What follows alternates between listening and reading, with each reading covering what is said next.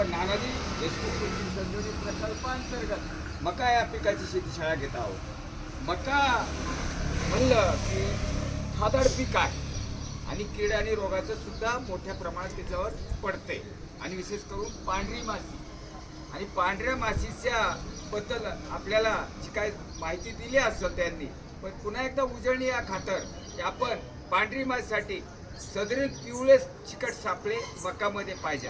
इथं बाजूला मका होती या मकामध्ये सरळ सरळ पिवळे चिकट सापळे लावायचे. पिवळे चिकट सापळे असे की तुम्ही बाजारात सुद्धा आणू शकता. सेवा केंद्र आहे तिथून सुद्धा आणू शकता. नाही म्हणलं तर घरी सुद्धा ते आपण तयार करू शकतो बरं का. घरी काय तयार करायचं आहे, कुठलाही पिवळा एखादा पुठ्ठा घ्यायचा आहे आपल्याला आणि पिवळा पुठ्ठा जर आपण असा घेतला, असा पिवळा जर पुठ्ठा घेतला आणि याच्यावर पिवळा रंग मारला की याच्यावर पिवळा रंग मारायचा आहे आणि सरळ सरळ एक तुमचं पिवळ्या रंगाचं जर हे मिळालं तर अति आनंद. याच्यावर तुम्हाला काय करायचंय, गिरीस लावायचंय. कुठं जळालेलं गिरीस, जळालेलं तेल, जळालेलं ऑइल याच्यावर चिटकून द्यायचं आणि याच्यात उभा करून द्यायचंय. कुठं मका पिकामध्ये झिकझॅक पद्धतीनं एक बाजूला एक इथं एक तिथं एक 8-8, 10 याच्यामधले असे पुठ्ठे आणि साडीमधला पिवळा पुठ्ठा झालं, कपड्यामधला पिवळा पुठ्ठा चालेल, लेकराने खाना आणला शाळेमधून पिवळा पुठ्ठा चालेल आणि घरातले काही असल पिवळे पुठ्ठे त्याच्या फक्त ऑइल लावायचंय आणि आपल्या मकामध्ये उभा करून द्यायचं. दुसऱ्या शेती शाळेमध्ये जी दुसरी शेती शाळा येईल तुमची त्याच्यामध्ये तुम्हाला कळेल की याच्यावर काय काय चिटकलं बाप्पा, मित्रकीड चिटकली का, शत्रुकीड चिटकली का, मग हे नुकसानकारक होतं का हानिकारक आहे, नुकसानकारक आहे का उपजीविका आहे का काय आपलं याच्यावर अभ्यास हे मॅडम तुम्हाला शिकवते. ह्या ज्या मॅडम आहे नागरे साहेब आहे हे तुम्हाला तिथं प्रत्यक्ष शिकवतील आणि याच्यामध्ये आपल्याला एक आनंद होतो की तिचा अभ्यास होतो.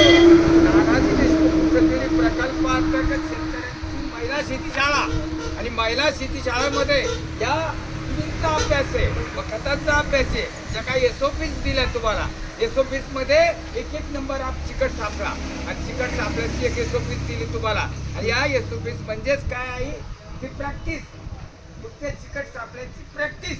आणि चिकट सापळे कापूस पिकात लावू शकता, मका पिकात लावू शकता आणि किडींचं प्रमाण ओळखू शकता. त्या शत्रुकिडी आहे का मित्रकिडी आहे आणि तिथून आपला म्हणजे ETL म्हणजे नुकसानीची पातळी आपल्याला पांढरी माशी जास्त आली करू आणि मकाशी पिवळट रंगाची पडली, लष्करी आळी आली करू. लष्करी आळीचं पानावर इष्टा पडलेली असते आणि पानं सगळे कुरतडलेले असतात आणि मग ते काय होतं लक्षात येतं आपल्याला का लष्करी आळी पडली. मग लष्करी आळीसाठी सुद्धा आपल्याला काही प्रमाण किती दिलेले, ते किती प्रमाण असावा ते तुम्हाला ते शेतीशाळेमध्ये शिकवतील. मग तिथून लष्करी आळी सुरू होते.